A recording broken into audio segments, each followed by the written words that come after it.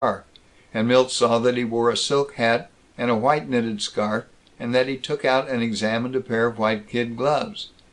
He'd forgotten the hat! He was wearing his gray felt. He could risk the gloves, but the hat, the stovepipe, and the chart said to wear one. He was ruined. He turned up the collar of his topcoat to conceal his white tie, tried to hide each of his feet behind the other to cover up his pumps, sought to change his expression from that of a superior person in evening clothes to that of a decent fellow in honest regular clothes.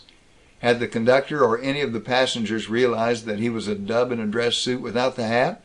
Once he thought that the real person in real evening clothes was looking at him. He turned his head and bore the probable insult in weak misery. Too feeble for anything but thick suffering, he was dragged on toward the theater, the opera, the people in silk hats, toward Jeff Saxton and exposure. But his success in bullying the tailor had taught him that dressing wasn't really a hidden lore to be known only by initiates. That some day he too might understand the black and white magic of clothes. His bruised self-consciousness healed. "I'll do something," he determined. He waited vacuously.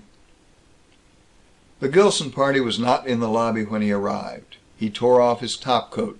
He draped it over his felt hat so that no one could be sure what sort of hat it shamefully concealed. That unveiling did expose him to the stare of everybody waiting in the lobby. He was convinced that the entire ticket-buying queue was glumly resenting him. Peeping down at the unusual white glare of his shirt front, he felt naked and indecent. Nice kind of vest. Must make 'em out of old peak collars.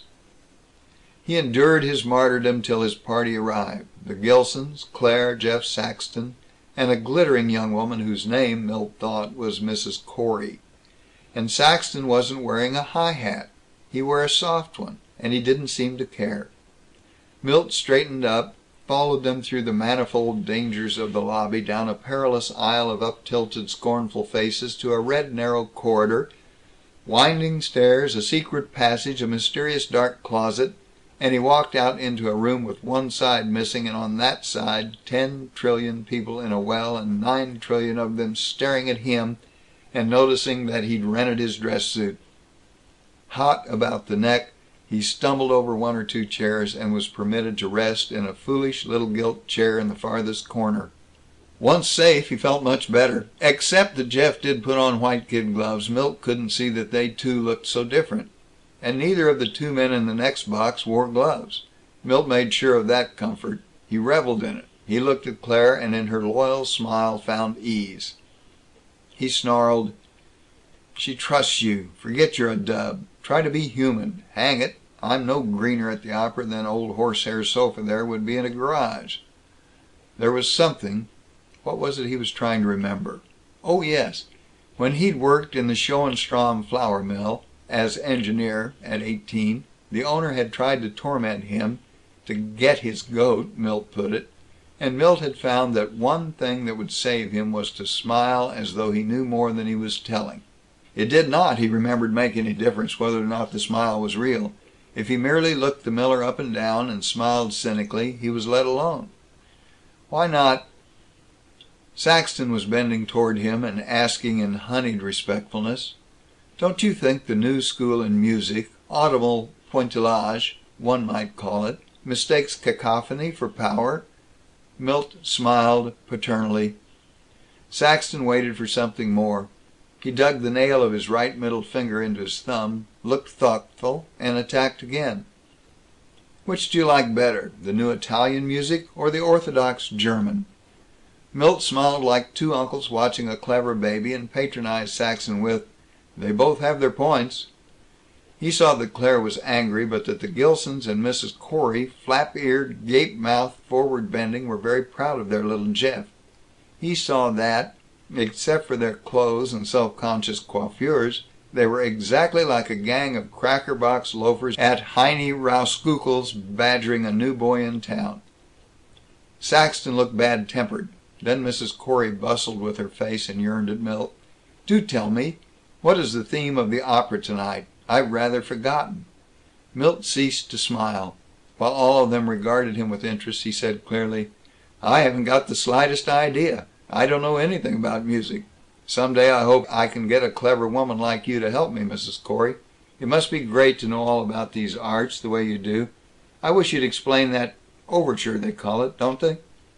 For some reason, Mr. Gilson was snickering, Mrs. Corey flushing, Claire looking well pleased. Milt had tried to be insulting, but had got lost in the intricacies of the insult. He felt that he'd better leave it in its apparently safe state, and he leaned back and smiled again, as though he was waiting. Mrs. Corey did not explain the overture. She hastily explained her second maid to Mrs. Gilson. The opera was Il amore di tre. Milt was bewildered. To him, who had never seen an opera, the convention that a girl cannot hear a man who is bellowing 10 feet away from her was absurd, and he wished that the singers would do something besides making their arms swim. He discovered that by moving his chair forward he could get within a foot of Claire. His hand slipped across, touched hers. She darted a startled backward glance. Her fingers closed tight about his, then restlessly snuggled inside his palm, and Milt was lost in enchantment. Stately kings of blood-red cloaks, and chrysoberyls malevolent in crowns of ancient and massy gold, the quick dismaying roll of drums, and the shadow of passing banners below a tower, a woman tall and misty-veiled and pale with dreams, a world of spirit where the soul had power over unseen dominions, this he saw and heard and tasted in the music. What the actual plot was, or the technique of the singing, he did not know, but it bore him beyond all reality save the sweet, sure happiness of Claire's nestling hand. He held her fingers so firmly that he could feel the pulse beat in them. In the clamminess of his room, when the enchantment was gone, he said gravely, "How much longer can I keep this up? Sooner or later I bust loose and smash little Jeff one in the snoot, and he takes the count, and I'm never allowed to see Claire again. Turn the roughneck out on his ear. I suppose I'm vulgar. I suppose that fellow Michael in Youth's Encounter wouldn't talk about snoots. I don't care. If I poke Saxton one, I'm not afraid of the kid glove precinct any more. My brain's as good as theirs, give it a chance. But oh, they're all against me, and they bust the athletic union's wrestling rule that striking, kicking, gouging, hair-pulling, butting, and strangling will not be allowed. How long can I go on being good-natured? When do I break loose?" Slowly, beneath the moral cuff of his dress shirt, Milt's fist closed in a brown, broad-knuckled lump, and came up in the gesture of a right to the jaw. But it came up only a foot. The hand opened, climbed to Milt's face, rubbed his temples while he sighed. "Nope, can't even do that. Bigger game now. Used to be able to settle things with a punch. But I've got to be more diplomatic now. Oh Lord, how lonely I get for Bill McGolwey. No, that isn't true. I couldn't stand Bill now.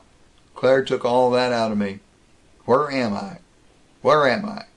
Why did I ever get a car that takes a 36 by 6? End of chapter 31.